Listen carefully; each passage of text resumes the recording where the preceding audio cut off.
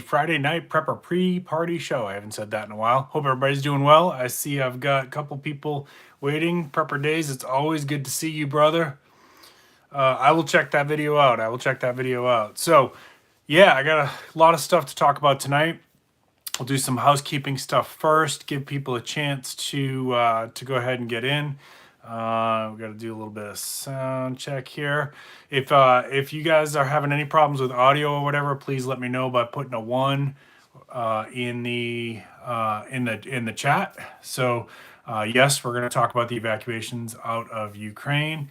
I've got an unboxing. Some of you guys who follow me on Instagram, you know that I was talking about. I got a couple boxes in from MRE Mountain. I'll show you those at some point. And we are closely approaching 2,000 subscribers. So I want to say thank you so much, everybody, especially all my new subscribers for joining the content. If you're brand new to the channel, I usually go live on Friday nights at this time, 7:45 Eastern Standard Time. Sometimes I can't do it because I've got some other stuff going on. And Getsy as well. GTSY. I'm not sure what that is. Sometimes I'm not able to do it. Like if I'm live, like last week, I was a guest on the Urban Preppers channel. If you haven't seen that video, go check it out. Digital Prepper was with me over there. We had a blast. If you are not already subscribed to Van City Prepper, please go ahead over there after this video and subscribe to her. I will be there on Sunday night. And I've got a couple other collaborations coming up that trying to work out some details with a few people. So you'll be hearing all about those. But we are approaching, good to see you too. Okay, I got you, GTSY, I got you. Thank you. 2,000 subscribers. So when we hit that mark, I did some giveaways when we hit 1,000. So I will be doing another celebration live stream sometime after 2,000 subscribers. Mosaic Master, so good to see you. And I will have all kinds of fun things to give away. There will not be an announcement, just like last time. You will just, if you catch it, you catch it. It'll be on a random live stream sometime after I hit 2,000 subscribers. No, you won't have to be subscribed to the channel. Yes, you will have to be a resident in the United States. Yes, you will have to be 18 plus. And as we get closer, we'll talk a little bit about some of the things that we're going to be in there. If you are watching this video and you are a small business, and you would like to get with me to have your business talked about during that live stream and give away something from your company, you can reach me at businesswithsarge@gmail.com. We might be able to work something out. I do not accept all offers. Generally speaking, it has to be something that's related to the niche that I do, which is emergency preparedness, wilderness survival, hiking, things like that, gardening. But I look at all those things. So if there's something that you want me to talk about with my audience and you're willing to, promote, give a product so that it'll go to my audience, we can talk. All right. Let's get into the next bit of business. So next Tuesday, this one is for Titan Preparedness, who, if he doesn't catch this later on tonight, I'm sure he'll catch it at some point, Titan Preparedness. I am working on that footage. I plan to release that on Tuesday. So if you don't know what I'm talking about, Titan Preparedness on his channel does something that's called the Titan Challenge, okay? Now, the Titan Challenge, if you're out there and you're a prepper and your big old plan is to strap on your bug out bag when SHTF happens and hike out into the woods and you're gonna go live off the land, well, the Titan Challenge is for you. What you're going to do is you're going to strap on that 60-pound pack and you're going to hike 10 miles, camp for the night, and then hike back. Now, full disclosure, I did not do that. I did a mini challenge inspired by that. So I did 5 miles, I believe. I have to work my way through the footage, but I believe it was 5 miles. And in that process, I am rucking it, and I go through like different resources that we're looking at out on the trail. Like, this is a possible place where you could set shelter. This is a possible place where you could collect water. Show you a little bit of my bug out bag and how I stage my bug out bag. So it's a lot of content. It's not going to be all in one video. I'm going to have to break it up into about 3 videos. Okay. All right, next thing, I think we're going to go ahead and get into, I'm going to start off with the main topic today. First of all, my prayers go to the people of Ukraine. Of course, with Uncle, it's good to see you, brother. Always when wartime news is coming out, there's a chance that that news is being a little bit filtered for us. But from what it looks like, Ukraine is giving a heck of a fight on the ground, and certainly from my family, our prayers go with the people of Ukraine. We're actually going to talk a little bit about that tonight in the concept of the people who are bugging out, specifically women and children. And yeah, I think I'm going to go right into that. So this information that I'm going to share with you came from a Ukrainian woman who was able to bug out via one of the trains, and she issued a survival checklist. So her name is Inna Grinova, and I'll spell that so y'all can check her out if you're interested. And it's basically Inna Grinova's survival checklist for bugging out of Ukraine. So it's INNA, and then last name is Grinova, Grynova. So this is her information. We're going to stop and talk about it, add a little bit of my thoughts to this, and I welcome in comments if and a duffel bag from Walmart earlier. Sorry, reading the comments from Prepper Days. Good morning, Evzelia. If in comments you want to add any of your thoughts about this situation in terms of like if you were bugging out of your country because it's a war zone and things have gotten really bad, or helping a family member specifically bug out of the country, right? Then you can go ahead and do that. I want you to kind of remember the conditions that people are dealing with right now. That's right. The size Prepper Days is definitely an issue. So if you're thinking about something like this, right? So this is a survival concept. You're going to have to think about these people are packing into very, very tight trains and buses. You're not going to be able to, if you were in this situation or your loved one was in this situation. Hey, Mrs. T, good to see you. If your loved one was in this situation, they're not going to be able to bring that big old bug out bag, okay? And you can sit here and say, well, then they wouldn't get on the train. Okay, maybe they wouldn't get out of the train. Maybe you've got a different plan to how you're going to get them to a safe place. But let's go with this situation here where most people are evacuating via train or bus.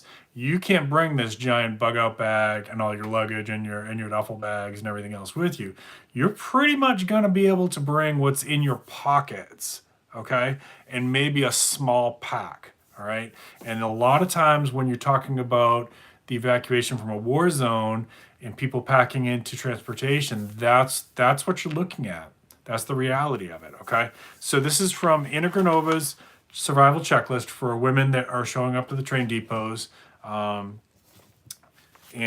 again, if you have anything you want to add to this, I have some thoughts on this that I'm going to at least 3 people. I bet you did get some dirty looks from that. You'd climb on top of the train. If you all have any thoughts on like what you would put in your pockets, remember, only can carry a limited amount of stuff. What you would put in your pockets, go ahead and drop it in comments, okay? And I'll come back to your comments. All right, so number 1 was preferences given to women and children. If you're a man, come to help, but do not try to get on the train. You still won't be allowed in, and you're blocking women behind you from coming on, okay?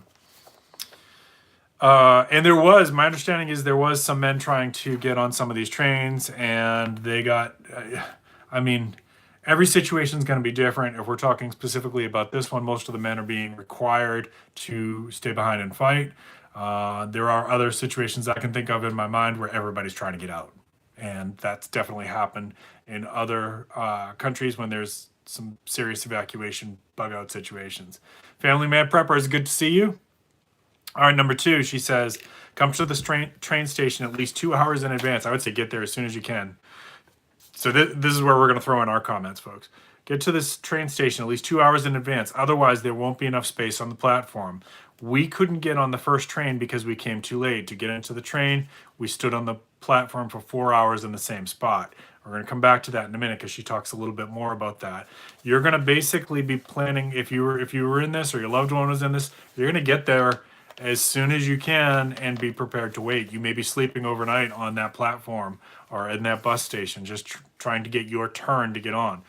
The other thing is I'm watching all this stuff on TV. My thoughts on this have been, and I've said this to some people, mostly from what you can see, people are being civil while trying to get onto their transport. And I just have this bad feeling that if this was in the United States, people would be trampling each other to get on.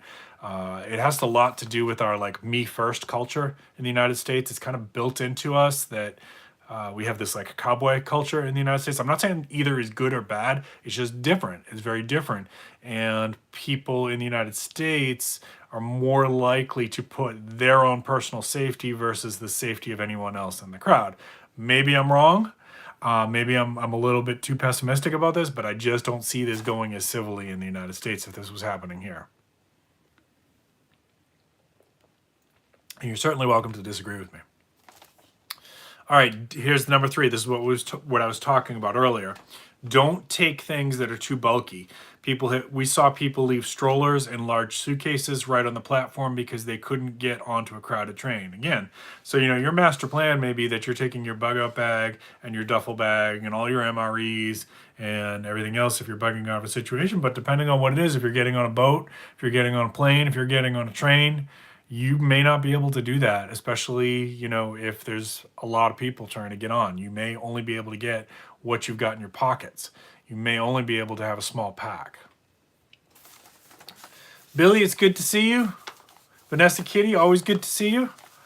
All right, so if you're just tuning in now, folks, this is Inna Granover's survival checklist. This is a Ukrainian woman who published a survival checklist for other women trying to get on the trains and the buses out of Ukraine. All right. She says that this is specifically for this situation. There's no need to purchase a ticket. This is an evacuation train. When it arrives and the door opens, it's the law of the jungle. You have to act fast. Don't panic. Keep the children in front of you. Let them go first. It's a scary moment. People are scared. Many are scared. Children fall into hysterics afterwards, but it has to be survived. And adults, don't panic, especially if you're with the kids. Your job is to be as calm as possible to make sure that you're conveying to your children that you're going to keep them safe. Okay. So if you're acting a fool and you're, screaming and trying to punch and pull people to get you first, just remember you got your little ones watching you and they're going to freak out based on your activities. Okay. So you're going to be as calm as you can in that very panicked situation. Bacon, it's good. So good to see you. Bill May. All right. So next one is when waiting. I'm sorry. Backing up. The wagons get very crowded to the very last centimeter. In our coop, I think that word means something different for them. Of course, there are no walls. There were 12 people for 6 seats. In ours, there were 8 children. I think that's like the equivalent of a cart. In ours, there were 8 adults and 4 children. They were sitting in each other's arms. Standing is difficult. There's nothing to hold on to, right? So basically packed in like sardines. When waiting for the next train, we did not leave the place where the door of the previous train was. We tried to keep the spots. We went to the toilet one by one. They were actually airstrike signal, and some of us were hiding in the underground while others would keep our spot on the platform. So in other words, they were grouping up into small groups, and this is what she recommends, grouping up into small groups, and the one person's holding the spot in line, right? So not a great analogy, but if you've ever been to a very crowded concert or something like that, you kind of have an idea of what that looks like. And those can be dangerous too, of course. Like people have been trampled in those kind of situations in very crowded sporting events, things like that. So if one person has to leave to go to the bathroom or maybe get some water or something like that, somebody in the group has to hold that spot, right? I think that's good advice. All right, next one. Okay, this is number 7. Usually the train takes about 4 hours. Our train left at 8 p.m. on February 27th. Somewhere at 10 p.m. we stopped at Mostiska station. I apologize if I mispronounced that. The driver didn't know how long we had to wait in the spot. The queue of other trains was ahead of us. Initially, we thought we would be there for 30 minutes. In fact, we left at 11 a.m. the next day. All this time was just standing there. 2 more borders follow. We went out in Zamysl in Poland at 8:25 p.m. the next day, so it took 24 hours to get to Poland. Okay, so you're in this cramped sardine can basically for a very long period of time. Yeah, so Bacon, this is from, her name is Inna Granover. And if you're tuning in late, this is from Inna Granover. She's a Ukrainian woman, and she published this survival checklist for women and children getting out of Ukraine via the trains. And number 8, so expect a very long journey. There are no toilets. The first 6 hours we were out and we were not allowed to even get off the train. The train is so clogged, it's just impossible to get out. We needed to make arrangements so that others would start coming out as well. There was no platform, so you have to jump about a half a meter or more. Climbing back is hard as well, but people do help each other. Drink very little water on the train.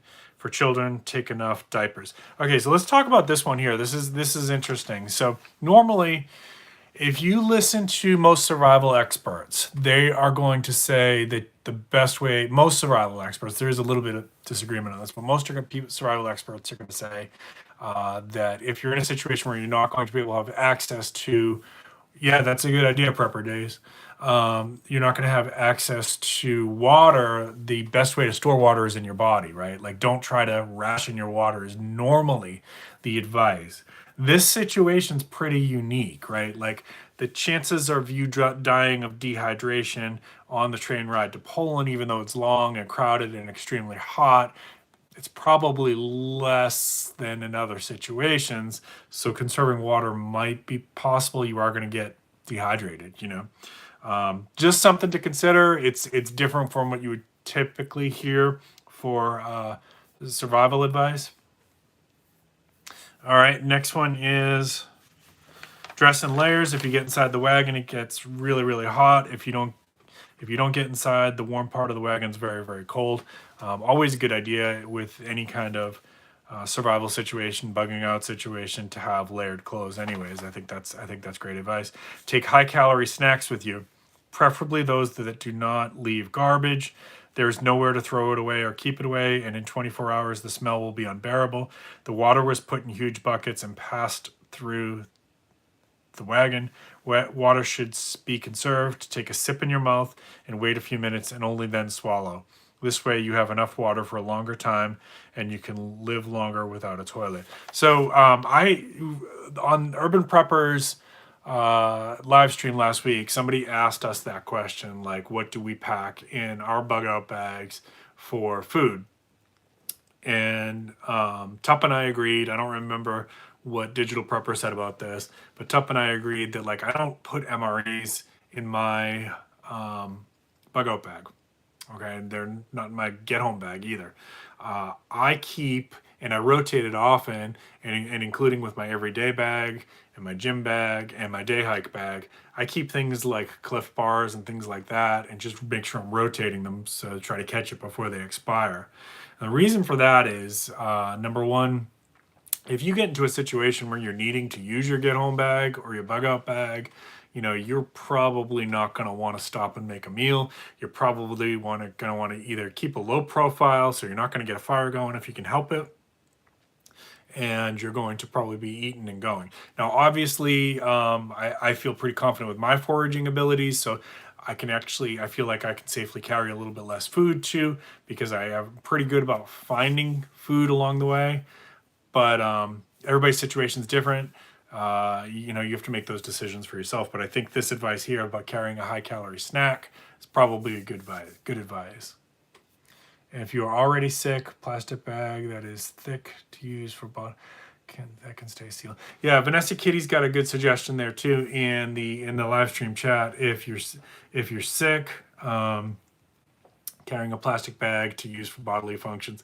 I mean, it's a survival situation. It's not going to be pretty, right? So, but definitely that could be an option. Yeah, and you don't want, I mean, like, imagine if you were stuck on that cart, right, for 24 hours and longer, and people did start, like, they have to go to the bathroom. You're going to have to start getting creative. No worries. I totally understood you. All right, next one. Have medicine on hand. Okay, this comes down to one of the things that I strongly feel like you would be carrying in your pockets. Okay. Have medicine on hand. A lot of people were getting sick, so you need to have some bags to throw up. That kind of gets back to what Vanessa Kitty's saying there, right? Man, can you imagine being trapped on that train and people start vomiting? Like, that smell makes me want to vomit. Wayne, good to see you. Man, carrying your medicine in your pocket, right? So remember, we were saying in this situation, you only get to carry what you can carry in your pocket, right? Medicine, number one. Well, maybe not number one, but it's definitely one of the things, especially your life-saving meds, like your asthma medications, diabetes medications, your insulin, heart medicines, things like that. You're going to need to carry that in your pocket. I would not put that in a bag on the chance that, be trying to get on that train, you have to ditch the bag. Sarge, good to see you.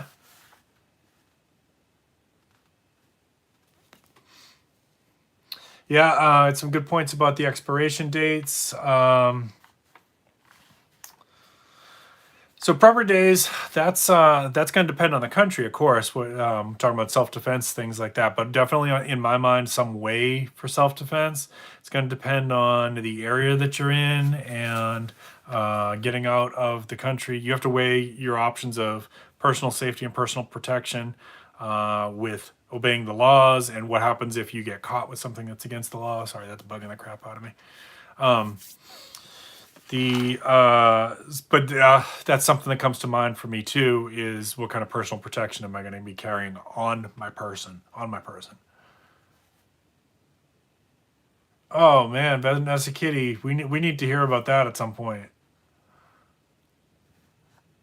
Ooh. Yeah, I would like to hear about that. I've been stuck in situations too, not underground on a train. But yeah, wow. Okay, I would definitely love to hear about that more at some point. Plan on, in a situation like this, you're probably not going to sleep for 24 hours or longer, and that's what she says. We didn't sleep for all 24 hours. There's bright light. Children are crying. There are about 250 people crammed in our wagon. If you can sit down, it is good to have your earbuds, face mask, and inflatable pillow under your head, or at least roll up a fleece sweater.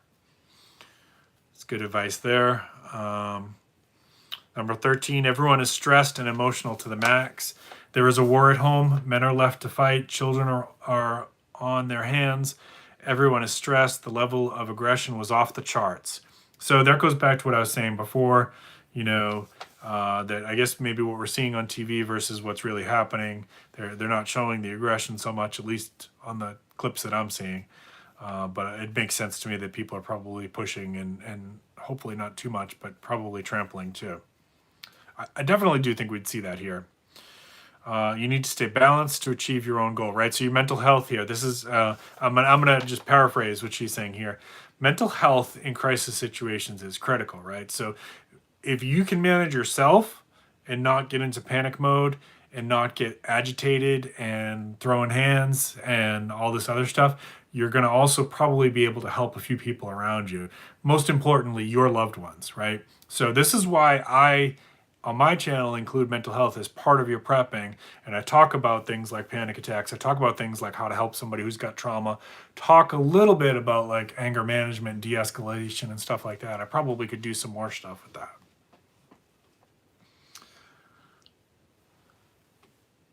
Be awake and protect. Yep, great point. Vanessa Kitty says, in a group, you need to have those who can be awake and protect the young, elderly, or sick.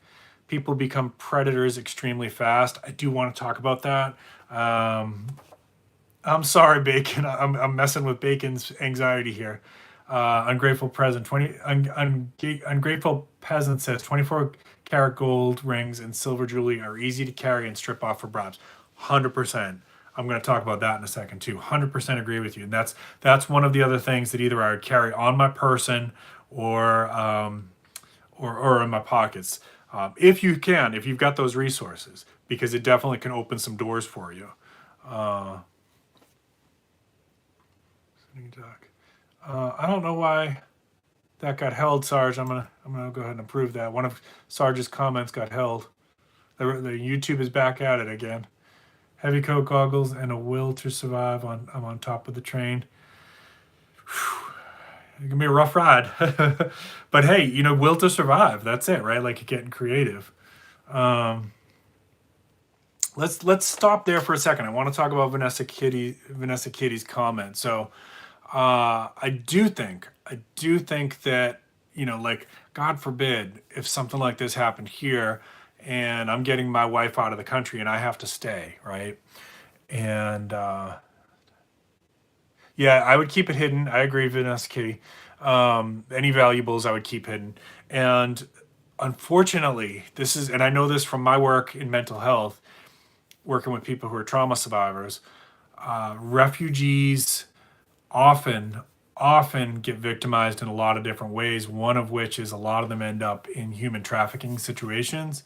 So God forbid, my wife and I had to talk about this week, if something like this happened here and I've got to stay back and she's got to get on a train, I'm going to do my best to make sure she's paired up with a group of people that are going to that hopefully that are going to watch out for each other's back. They're only going to move in groups, right? So if somebody goes to the bathroom, they're all going to the bathroom. Um, Watching out for each other, especially watching out for children, watching out for elderly that are in your group, and maybe they're not even in your group. You're just being a good person, and you're watching out for elderly people who could be, uh, you know, victimized, things like that. I would add to this because you guys know that this is a big passion of mine. I was somebody that's kind of can watch out for people with mental illness, especially severe mental illness. I'm not talking about, I'm talking about somebody who's got like really, really severe issues, like maybe severe autism or something like that. Do the best you can. I know your survival is in the survival of your children and stuff, but do the best you can. If you can help somebody, help somebody. Yeah, Bacon. Bacon says he keeps a fifth of Evan Williams in his in case he invited to a party. I actually keep a small bottle of Everclear in my bug out bag because it has so many survival uses. Thank you for your service, Vanessa Kitty. Yeah, and so let's go back to Wayne's comment there about gold. And Vanessa Kitty is right that you want to keep your valuables hidden, I think, but think about this, and this is where I think a lot of preppers can be short-sighted. I'm not trying to insult anybody, but a lot of times I'll see in comments in the prepper forums, I don't stack gold. It has no purpose. You can't eat gold. Well, right, you can't eat gold. Duh. I can't eat my knives. I can't eat my solar generator. I can't eat my power banks. I can't eat my flashlights, but they have different purposes, right? Every prep has a different purpose. And one of the things about gold is I want you to take a look at this. This is a tenth of an ounce of gold, okay? Currently worth about 240 US dollars. And look how small that is, right? It's smaller. It's about the size of my iris, right? If it wasn't in this plastic container, I could easily hide this in my clothes. I could sew it into my clothes. If I had to, I could swallow this. I'm not recommending that anybody do that, but guess what? In World War II, a lot of people did. You could, as people who've ever been to prison will tell you, you could hide this inside your body. Let's leave it at that, right? So, and you could hide a lot of these. So each one of these is worth about 240 US dollars. Well, now imagine if your your country's currency is collapsing, right? So you may say, well, I just carry cash, right? Okay, what if the dollar is crashing because, there's a big war going on in the US, right?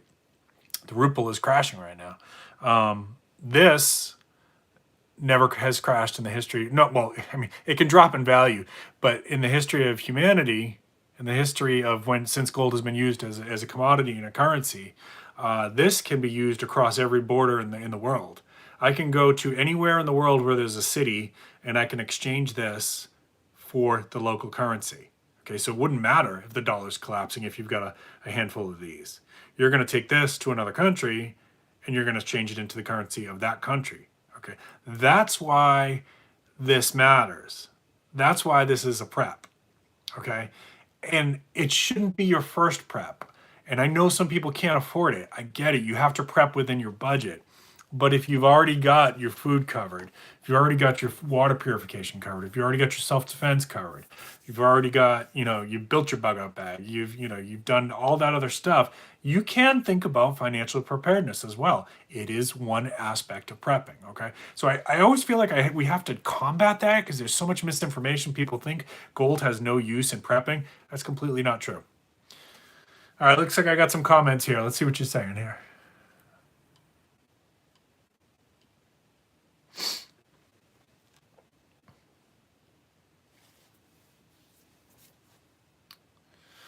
You must know the train routes and stacks to know if train roof is feasible. Yeah, it would be good to know that in advance. Everclear, yeah, so Everclear can be used as a fire starter. Everclear can be in a pinch, could be used to clean a wound, could be used as a painkiller. Not a great painkiller because you're probably going to pay for it later on, but it might buy you an hour or so, a couple hours, I guess. A little bit might help with somebody with anxiety. It would have to be watered down to drink, but yes, that's true. But Everclear can be mixed with just about anything. Cause damage to the vehicles. You all might be hiking to border with what you carry. Sometimes, yeah, and sometimes some people might choose if they're close enough to hike. That might be a better option in some cases. Yeah, the 10th. You're right, Billy. The 10th ounce gold is only about the size of a dime.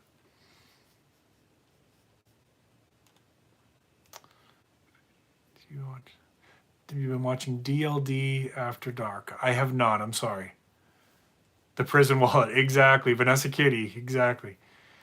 So identify, yeah, and so certain 24 karat gold jewelry will say 24 karat gold on it. Now, of course, there's ways to forge that, but for the most part, like you're gonna have a pretty good shot of selling it. Yeah, the dollar is very much could crash. And I think a lot of people don't understand that too. That's probably a whole nother video that we need to come back to.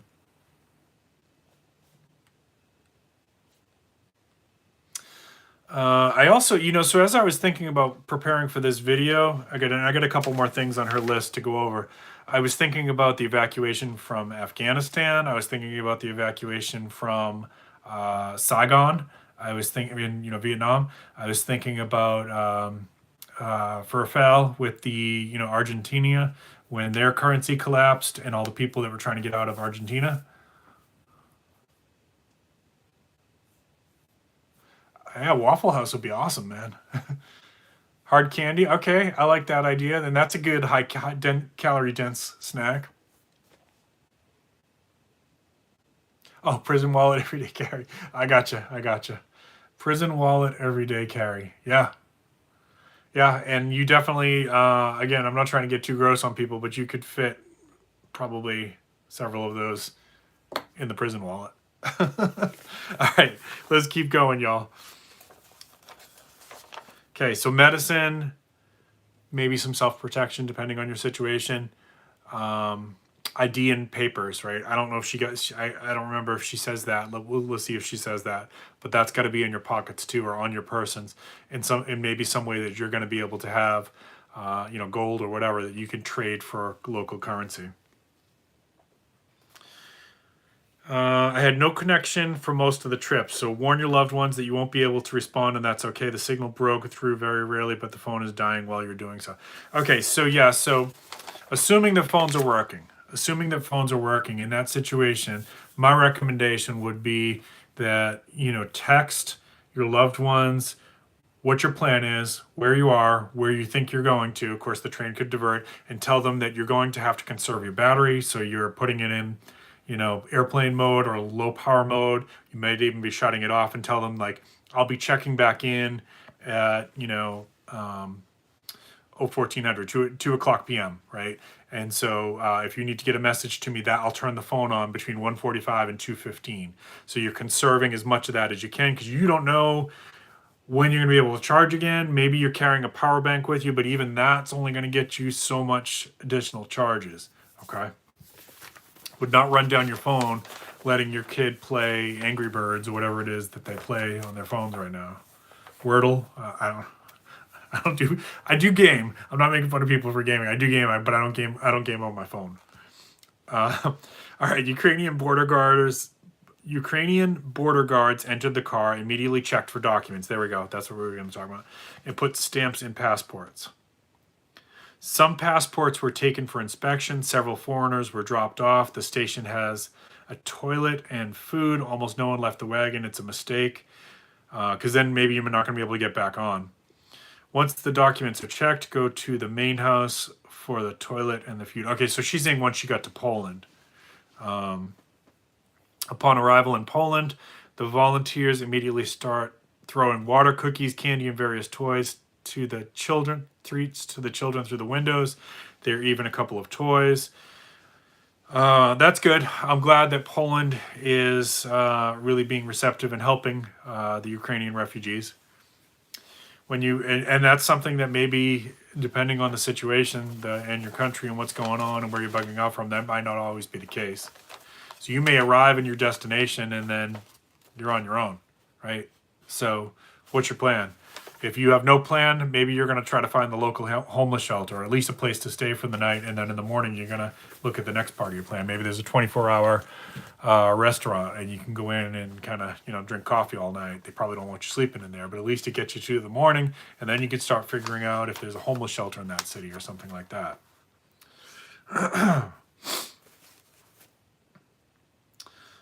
When you exit I see your comments, guys. I'll get to you in just 1 second. When you exit to the platform, the border guards set up a queue. The first are families with children under 2 years old. Don't be knocking over the families. Don't be knocking over little kids. Then others with kids. At the very end, those who arrived without children. At the exit of the building, you meet volunteers who can take you for free to other cities. That's really nice that Poland is really stepping up and trying to help the refugees. In the building of the main station, there is free tea, coffee, food, hygiene products. The same volunteers will find you free housing. Excellent. Love to hear that. There at the station coordination centers, come say what your situation is. You'll be helped quickly and freely. If you need clothing, shoes, everything will be found, even car seats for children. So they really have stepped up. That's fantastic. The way on the train is hard, very hard, but it's much easier than being under fire. Nothing to compare with what our people are going through in the cities under bombardment. I have parents, brother, and many relatives and friends left in Ukraine. Those who took up arms are actually heroes. I agree. All right, so if you tuned in late, this is coming from a Ukrainian woman named Inna Granova. I hope I'm pronouncing that right. I-N-N-A. Granova is Grynova, and she evacuated out of Ukraine via train, and she published a survival checklist. Okay, so I just thought this would be good for us to kind of talk about, because this certainly can happen in other parts of the world. I hope it never happens in the United States. I hope if you were tuning in from somewhere else, I hope it never happens in your part of the world. Let's check the comments, folks.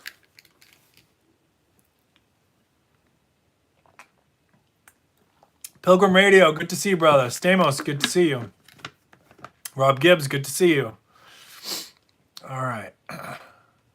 So for gold, Stamos, yeah. So ideally, you would want to have the currency of the country that you're going into. If that's not possible, American Eagles are the most known all over the world. Outside of that, I mean, I think the European Austrian Philharmonic, the Britannia, the Canadian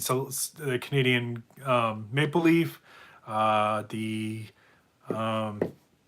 Mexican Libertad, South African Krugerrand, all of those, even the Chinese Panda, all of those would probably be acceptable at any jewelry dealer anywhere in the world.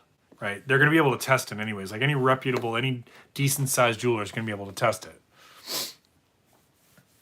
And if you can find a coin shop, you're probably going to get an even better rate than a jeweler. Hand warmers is not a bad suggestion. Constitutional coinage, the way you have many smaller pieces, absolutely. Having some old constitutional silvers, not bad for smaller transactions. The Mercury dimes, I forget what the going rate is. I haven't bought any in a while, but last time I bought some, they were around $3 a dime. And those are probably good for small bartering. Going to Roscoe. Lima Charlie, good to see you. Absolutely. Prayer and faith is very important to me, Rob, too. I have constitutional for barter and trade, bars for storing wealth, and gold for bribes and large purposes. Yep, I agree, Wayne. That's my gold is for the absolute. It's only for two things. My gold is only for two things. I'll never sell my gold except if it's either in retirement or SHTF. Those and specifically for SHTF, like either like I'm in big trouble financially, like something bad has happened, or like I'm bugging out, right? And before I'd sell my gold personally, I have other like I'd sell some stocks and other things personally, but it's a nice option to have it for a different, just as a little bit of financial security. Yeah, currencies are weird. The dollar for now is still the most sought after in the world. It is considered, just about everywhere in the world, people like the US dollar. So that could change, obviously. Some people say it will change. Probably will change. Extra hand walrus. Yeah, all right. So Mosaic Master, if you've got your solar panel going and you can keep that phone charged up, absolutely be playing Angry Birds.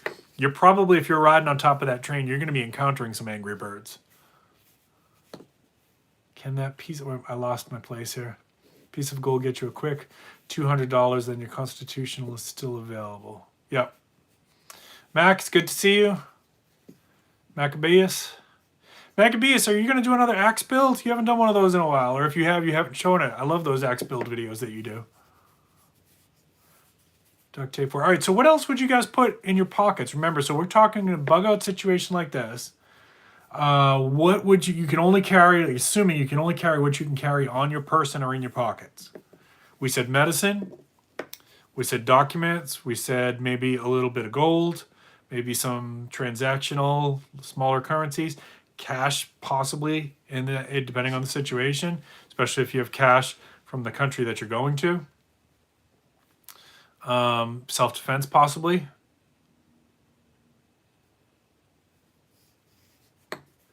Let's see what else here. Extras pyramid. I am not. What is that?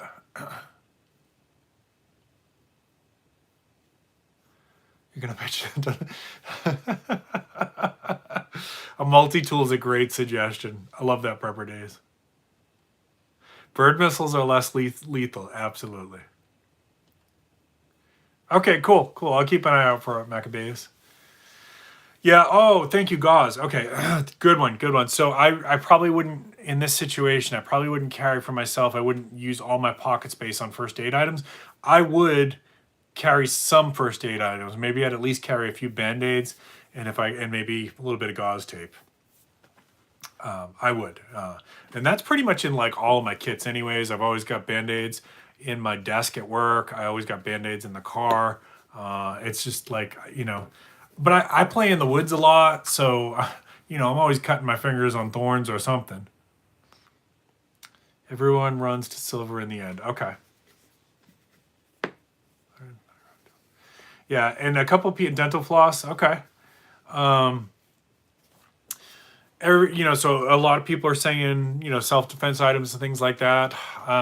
Again, you're gonna have to make that decision based on the laws of the country you're leaving and the laws of the country that you're entering, and the chance that you could get searched, and what that could mean if you were in violation of one of those laws. You're gonna have to make up your own minds on that. I'm not gonna tell you what to do. It's certainly something I would be considering, depending on where I was going and what was legal there.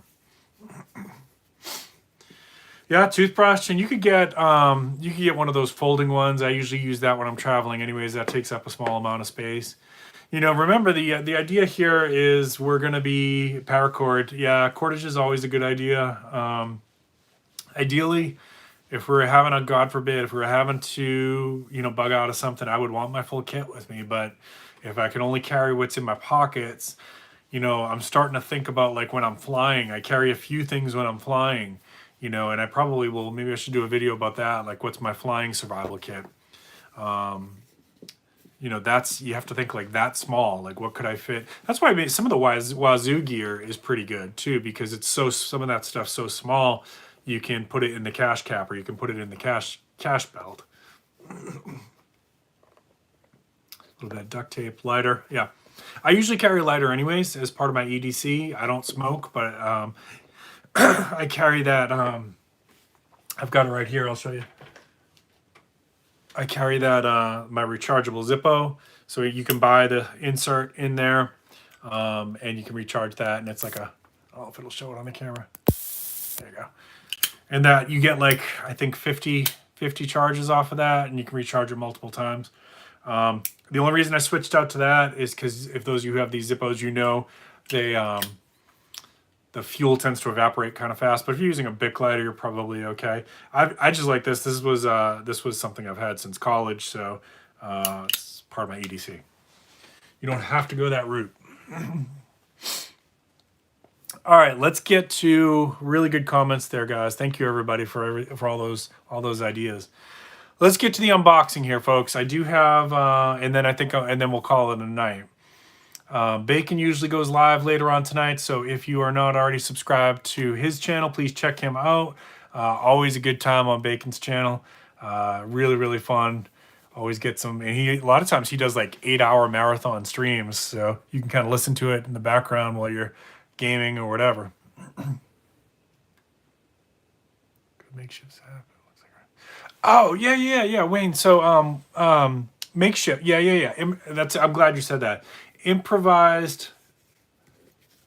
Yeah, Vanessa Kitty. I see that comment too. Yeah, improvised options for self-defense. Right. So I'm not encouraging anyone to break the law here, but there's nothing that says you couldn't carry a padlock with you wherever you go in the world. Right. And what happens if you put a padlock in a sock or 2 socks, right? Now you basically have got a makeshift flail. And this does get used as an improvised weapon in many places in the world. So, hey, I'm not telling anybody to break the law, and certainly I'm not advocating for violence, but I do strongly believe that everybody in the world has a right to defend themselves, okay? So Vanessa Kitty said they do make hand warmers that you can use with the Zippo products, and that's correct. And those are a nice little thing to throw in your bag too. Lock and a sock. Prepper Days has heard of that one. Sock and a lock. Yep. Strong plastic knives. They're in your boot. Yep. I actually Cold Steel makes some stuff like that. That is, it's basically a plastic cutting utensil, which was reinforced with like a polymer glass, and they're not like indestructible, but they're pretty tough. All right, let's go on to our unboxing here, guys. So I got a couple boxes here from MRE Mountain. Now, just full disclosure, I paid for this. This was not a gift. It was not a promotional thing or anything like that. This was stuff that I picked out. But let's take a look at it. Today we're using the Kershaw Shuffle. I haven't busted this one out in a while. I put a link to this in the description for this video. This is a fun little knife. I call this kind of like my barbecue knife because you got a little bottle opener on the end, and it's small, and because it's like fun zombie colored green, if I go to the barbecue with this, no Karen is going to complain that I'm carrying a knife, because there's nothing intimidating about this. All right. I apologize if your name's Karen. It wasn't. I have friends who are named Karen. I'm not picking on Karen. I love you guys. All right, let's see what we got here, folks. Now, MRE Mountain, again, they have some really, really cool stuff. There's a lot of places you can buy MREs. The MRE Mountain, from what I can tell, has the largest selection. All right, so first one. This was a new one for me. And so I know some of you here in the chat have been in... Oh, Billy, that sounds cool. Some of you have the monkey fist, yes. Some of you have been in the military, so you guys might be able to tell me if these are good or not good. So I'm not military service. Sarge is just a nickname. But this is the Maple Muffin Top. And I am going on a little backpacking adventure soon, so some of the stuff's going to be coming with me. If you guys have any recommendations, some of it's going into long-term food storage, some of it's coming with me. So if you have recommendations like, yeah, I want to see a review on this one, or yeah, that's really good, just let me know in chat. No problem. Thanks, Wayne. I appreciate you. Okay, next one is got some Italian breadsticks. The maple muffin tops are good. Okay. I got another maple muffin top. Let's see. I'm gonna, if there's repeats in here, I'm just gonna skip over. That's another maple muffin top.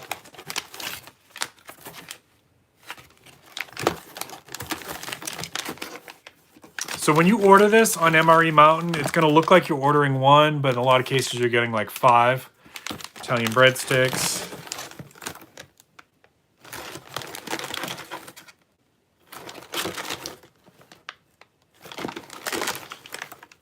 All right, I've had these before. These will definitely be coming with me on my adventure. This is oatmeal cookies.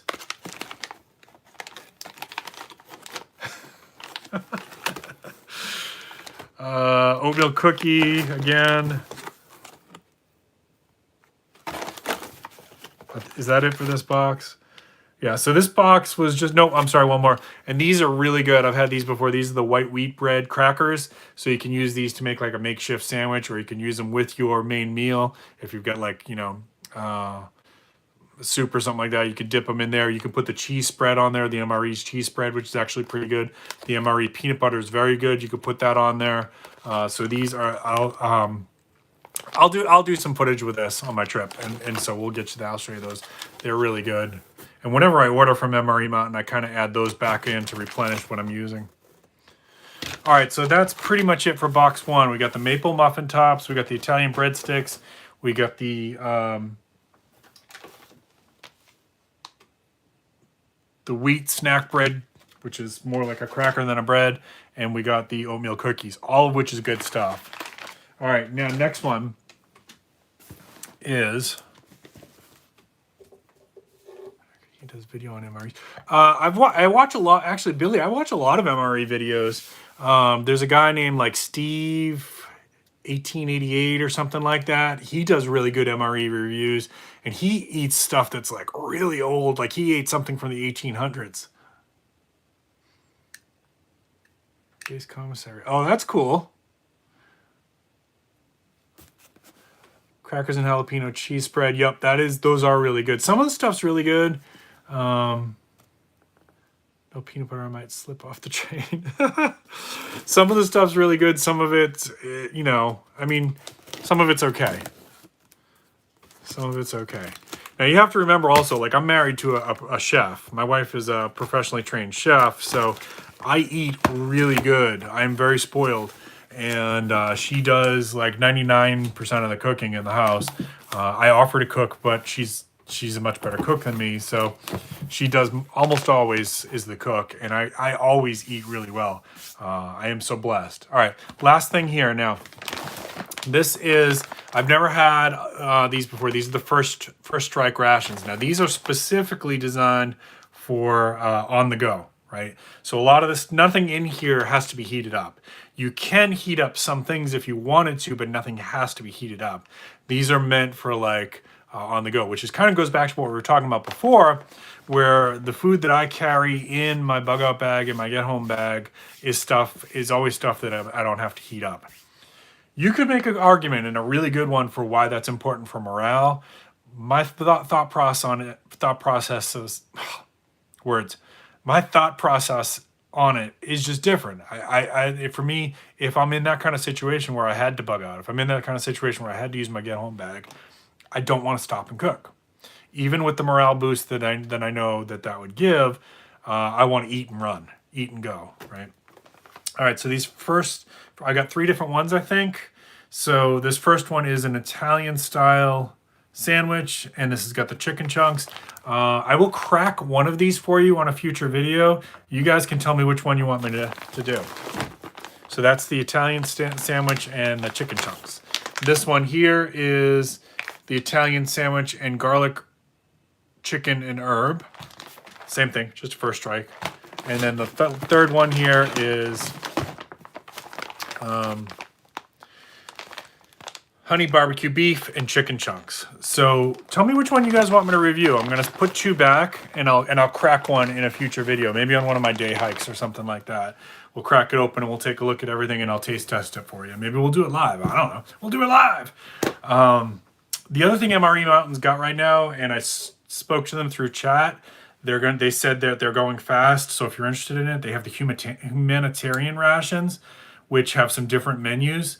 And the humanitarian rations, the ones that they had, a lot of them were vegetarian meals. Now, obviously, I'm not a vegetarian, as you could tell from some of the things that I ordered there. My wife is. So I'm always trying to get stuff that I know that she'll eat. My personal belief, and I've talked about this before, is that if things got really bad in an SHTF situation, people are going to eat whatever they can get their hands on, including earthworms. But there's a long way from here to there. And if there's just a food shortage for a while, and then I want to have some options to keep my wife happy. Part of my job, she's a prepper too. I'm more of a prepper than she is. Part of my job is to think of my wife's needs, okay? And that part of your job is to think of your family's needs. My wife takes very, very good care of me, and I try to take very, very good care of her, all right? All right, let's check the comments one more time, and then we'll start thinking about calling it a night. Let's see what you got. Yeah, thanks for stopping by, Sarge. Let me scroll back here a little bit. Okay. You could definitely eat a muffin top on top of the train.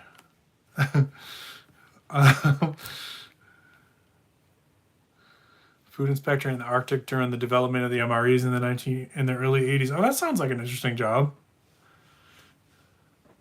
Marigold, thank you for popping in.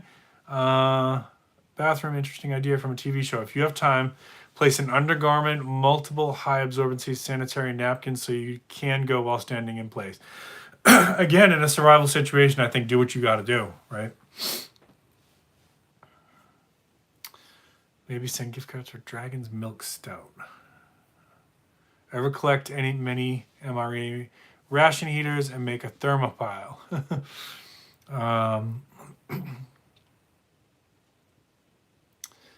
Oops, sorry. Just hang on with me. It's jumping around a little bit. Hello, Samurai Ken. It's good to see you. Yes, I remember that story about the astronaut. That was a truly bizarre story. Use the portable gadgets. As if you're standing room only. I think you got to get creative in these situations. Chicken chunks, okay. I gotta vote for the chicken chunks because it sounds nasty. Yep, I always carry a fire starter with me every day. And especially if I'm going hiking or something like that, I carry a couple different ways to start a fire. Ghost Lincon, 100%. We have a saying in my household: if mama ain't happy, ain't nobody gonna be happy. Hello. That's amazing. That is amazing. If you did that, you're a great person. I know you're a good person anyways, but that is amazing. If you were able to do that. And I have another thing I would put in my pocket because I do always carry this on the airplane and pretty much always have it with me at work when I'm camping. Just about always have earplugs with me. Because I can't sleep in situations outside the house without earplugs. And I know you're compromising your safety to some extent. That's a personal thing for me. Especially if I'm camping, because I have this weird thing about a bug crawling in my ear while I'm camping. I know it's irrational, especially since I switched from the hammock back to the tent. But yeah, I wear earplugs, and I wear earplugs on the plane when it's, if I'm just kind of sitting there reading or trying to doze off. So that's pretty much would be in my pocket. Lighters that use the sun instead of Verdad and Vendureris. If you check out Titan Preparedness channel, he did testing on a couple different types of those solar heaters. Thick plastic bags are always good because you can also make a shelter out of them.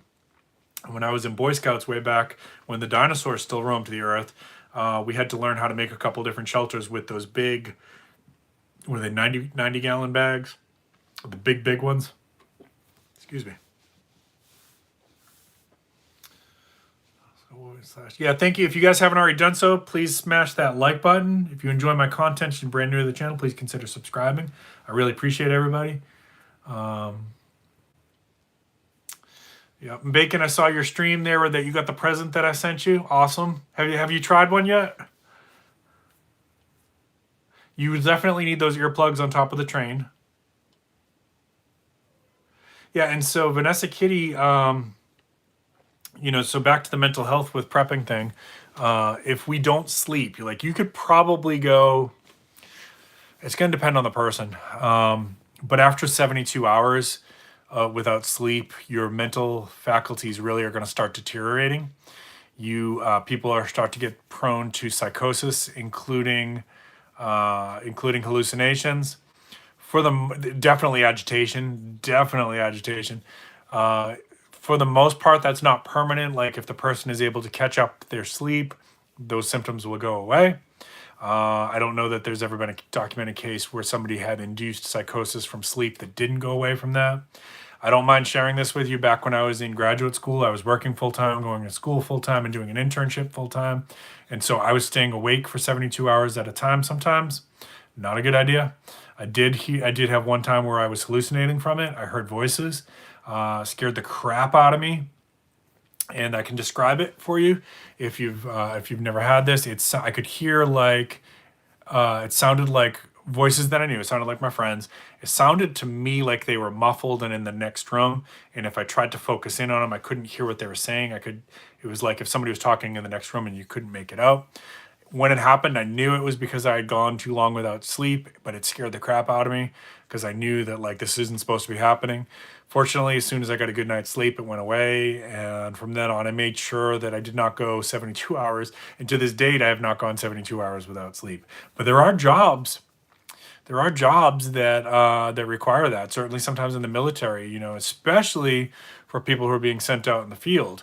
They may have to go for a prolonged period of time without sleep. Pilots sometimes have to go for a prolonged period of time without sleep.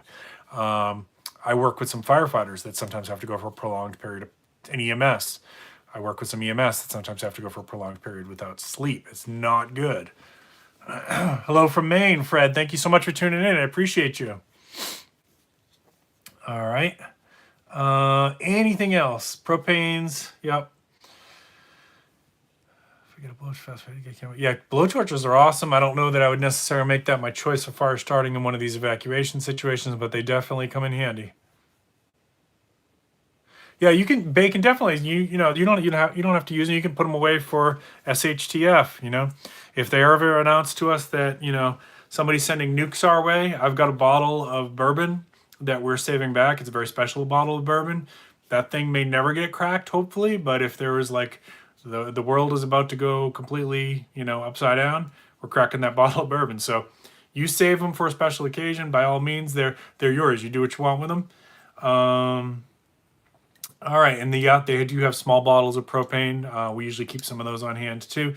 In fact, if you are thinking about power outages and how to warm a room, those little buddy heaters or whatever, buddy heated, Mr. Heater, those work pretty good, and those run off the little bottles of propane.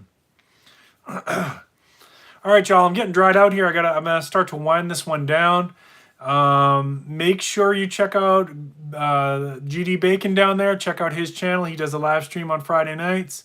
If you're not subscribed to Van City Prepper, please go ahead over there next. Check her out, subscribe, and watch for me there as a guest on Sunday night.